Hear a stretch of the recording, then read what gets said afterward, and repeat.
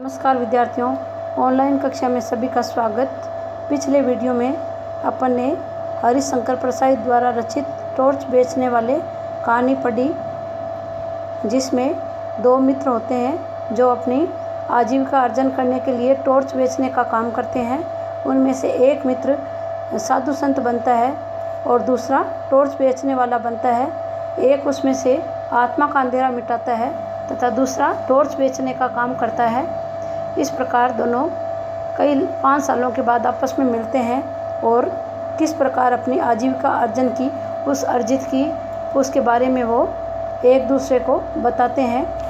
उससे आगे देखिए, एक टॉर्च बेचने वाला दूसरे से कहता है कि दोनों अपनी किस्मत आजमाने के बाद दोनों वापस मिलते हैं। साहब, हम अलग अलग चल पड़े। मैंने टॉर्च बेचने का धंधा शुरू कर दिया। चौराहे पर या मैदान में लोगों को इकट्ठा कर लेता और बहुत नाटकीय ढंग से कहता, आजकल सब जगह अंधेरा छाया रहता है, रातें बेहद काली होती है, अपना ही हाथ नहीं सूझता, आदमी को रास्ता नहीं दिखता, वह भटक जाता है, उसके पाँव में कांटे चुभ जाते हैं, वह गिरता है और उसके घुटने लहूलुहान हो जाते हैं। उसके आसपास भयानक अंधेरा है। शेर और चीते चारों तरफ घूम रहे हैं, सांप जमीन पर रेंग रहे हैं, अंधेरा सबको निगल रहा है। अंधेरा घर में भी है। आदमी रात को पेशाब करने उठता है और सांप पर उसका पाँव पड़ जाता है। सांप उसे डंस लेता है और वह मर जाता है। आपने तो देखा ही है साहब कि लोग मेरी बातें सुनकर कैसे डर जाते थे। भर दोपहर में वे अंधेरे के डर से कांपने लगते थे। आदमी को डराना कितना आसान है। लोग डर जाते हैं। तब मैं कहता, भाइयों, यह सही है कि अंधेरा है मगर प्रकाश भी है। वही प्रकाश मैं आपको देने आया हूँ। हमारी सूरज छाप टॉर्च में वह प्रकाश है जो अंधकार को दूर भगा देता है। इसी वक्त सूरज छाप टॉर्च खरीदो और अंधेरे को दूर करो। जिन भाइयों को चाहिए हाथ ऊंचा करें। साहब, मेरे टॉर्च बिक जाते और मैं मज़े से ज़िंदगी गुजारने लगा। वायदे के मुताबिक ठीक 5 साल बाद में उस जगह पहुंचा जहां मुझे दोस्त से मिलना था। वहां दिन भर मैंने उसकी राह देखी, वह नहीं आया। क्या हुआ? क्या वह भूल गया या अब वह इस असार संसार में है ही नहीं? मैं उसे ढूंढने निकल पड़ा। एक शाम जब मैं एक शहर की सड़क पर चला जा रहा था, मैंने देखा कि पास के मैदान में खूब रोशनी है और एक तरफ मंच सजा है, लाउड स्पीकर लगे हैं। मैदान में हजारों नर नारी श्रद्धा से झुके बैठे हैं। मंच पर सुंदर रेशमी वस्त्रों से सजे एक भव्य पुरुष बैठे हैं। वे खूब पुष्ट है, संवारी हुई लंबी दाढ़ी है और पीठ पर लहराते लंबे केश। मैं भीड़ के एक कोने में जाकर बैठ गया। भव्य पुरुष फिल्मों के संत लग रहे थे। उन्होंने गुरु गंभीर वाणी में प्रवचन शुरू किया। वे इस तरह बोल रहे थे जैसे आकाश के किसी कोने से कोई रहस्यमय संदेश उसके कान में सुनाई पड़ रहा है, जिसे वे भाषण दे रहे हैं। वे कह रहे थे, मैं आज मनुष्य को एक घने अंधकार में देख रहा हूँ। उसके भीतर कुछ बुझ गया है। यह युग ही अंधकारमय है। यह सर्वग्राही अंधकार संपूर्ण विश्व को अपने उदर में छिपाए है। आज मनुष्य इस संसार से घबरा उठा है, वह पथभ्रष्ट हो गया है। आज आत्मा में भी अंधकार है। अंतर की आंखें ज्योतिहीन हो गई है, वे उसे भेद नहीं पाती। मानव आत्मा अंधकार में घुटती है। मैं देख रहा हूँ मनुष्य की आत्मा भय और पीड़ा से त्रस्त है। इसी तरह वे बोलते गए और लोग स्तब्ध सुनते गए। मुझे हंसी छूट रही थी। 1-2 बार दबाते दबाते भी हंसी फूट गई और पास के श्रोताओं ने मुझे डांटा। भव्य पुरुष प्रवचन के अंत पर पहुंचते हुए कहने लगे, भाइयों और बहनों, डरो मत। जहाँ अंधकार है वहीं प्रकाश है। अंधकार में प्रकाश की किरण है। जैसे प्रकाश में अंधकार की किंचित कालिमा है, प्रकाश भी है। प्रकाश बाहर नहीं है, उसे अंतर में खोजो।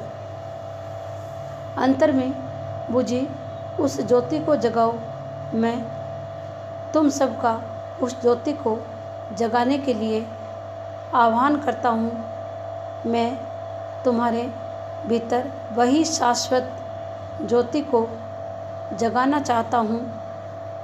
हमारे साधना मंदिर में आकर उस ज्योति को अपने भीतर जगाओ। साहब, अब तो मैं खिलखिलाकर हंस पड़ा। पास के लोगों ने मुझे धक्का देकर भगा दिया। मैं मंच के पास जाकर खड़ा हो गया। भव्य पुरुष मंच से उतरकर कार पर चढ़ रहे थे। मैंने उन्हें ध्यान से पास से देखा। उनकी दाढ़ी बड़ी हुई थी, इसलिए मैं थोड़ा झिझका, पर मेरी तो दाढ़ी नहीं थी, मैं तो उसी मौलिक रूप में था। उन्होंने मुझे पहचान लिया। बोले, अरे तुम। मैं पहचान कर बोलने ही वाला था कि उन्होंने मुझे हाथ पकड़कर कार में बिठा लिया। मैं फिर कुछ बोलने लगा तो उन्होंने कहा, बंगले तक कोई बातचीत नहीं होगी, वही ज्ञान चर्चा होगी। मुझे याद आ गया कि वहाँ ड्राइवर है। बंगले पर पहुंचकर मैंने उसका ठाट बाट देखा। उस वैभव को देखकर मैं थोड़ा झिझका, पर तुरंत ही मैंने अपने उस दोस्त से खुलकर बातें शुरू कर दी। मैंने कहा, यार तू तो बिल्कुल बदल गया। उसने गंभीरता से कहा, परिवर्तन ही जीवन का अनंत कर्म है। मैंने कहा, साले फिलॉसफी मत बगार, यह बता कि तूने इतनी दौलत कैसे कमा ली 5 सालों में। उसने पूछा, तो मैं सालों में क्या करते रहे? मैंने कहा, मैं तो घूम घूम कर टार्च बेचता रहा। सच बता, क्या तू भी टार्च का व्यापारी है? प्रश्न क्रमांक 4 देखिए, भव्य पुरुष ने कहा, जहाँ अंधकार है वहीं प्रकाश है, इसका क्या तात्पर्य है? उत्तर में देखिए, इस पंक्ति का अभिप्राय यह है कि अंधकार और प्रकाश एक सिक्के के 2 पहलू है। अंधकार के अस्तित्व को समाप्त करने के लिए प्रकाश का होना आवश्यक है। अंततः जहाँ अंधकार रहेगा वहाँ प्रकाश भी विद्यमान होगा। जहाँ प्रकाश होगा वहाँ अंधकार भी होगा। प्रकाश का महत्व भी तभी है जब अंधकार है। भव्य पुरुष उस अंधकार की बात कर रहा है जो मनुष्य के मन के भीतर विद्यमान है। इससे मनुष्य सोचने समझने की शक्ति खो देता है। यह अंधकार दुख तथा निराशा से उपजता है। इसे ज्ञान रूपी प्रकाश से दूर किया जा सकता है। अगला प्रश्न देखिए, भीतर के अंधेरे की टार्च बेचने और सूरज छाप टार्च बेचने के धंधे में क्या फ़र्क है? पाठ के आधार पर बताइए। उत्तर में देखिए, यह धंधे पाठ में देखने में एक लगते हैं, परंतु दोनों में बहुत अंतर है। एक में सामान्य अंधकार को दूर करने के लिए टार्च बेचनी थी। यह एक उपकरण है जो कृत्रिम प्रकाश पैदा करता है। इससे लोगों की सहायता की जाती है कि वे अंधेरे में स्वयं को कष्ट पहुंचाने से बचा सके। भीतर के अंधेरे की टार्च बेचने का धंधा बहुत ही अलग है। इसके अंदर मनुष्य को भीतर के अंधेरे का डर दिखाया जाता है। यह धंधा लोगों में डर फैलाता है और उनका धर्म के नाम पर शोषण किया जाता है। इनसे आम लोगों को कुछ फ़ायदा नहीं, अपितु उनका भावनात्मक शोषण होता है। अगला प्रश्न देखिए, सवाल के पाँव जमीन में गहरे गड्ढे हैं, यह उखड़ेगा नहीं। इस कथन में मनुष्य की किस प्रवृत्ति की ओर संकेत है और क्यों? उत्तर में देखिए, इस कथन में मनुष्य की उस प्रवृत्ति की ओर संकेत किया गया है जहाँ वह किसी समस्या पर अत्यधिक सोच विचार करता है। वह किसी समस्या से उपजे प्रश्न को बहुत जटिल बना देता है और हल न मिलने पर हताश हो जाता है। यह उचित नहीं है।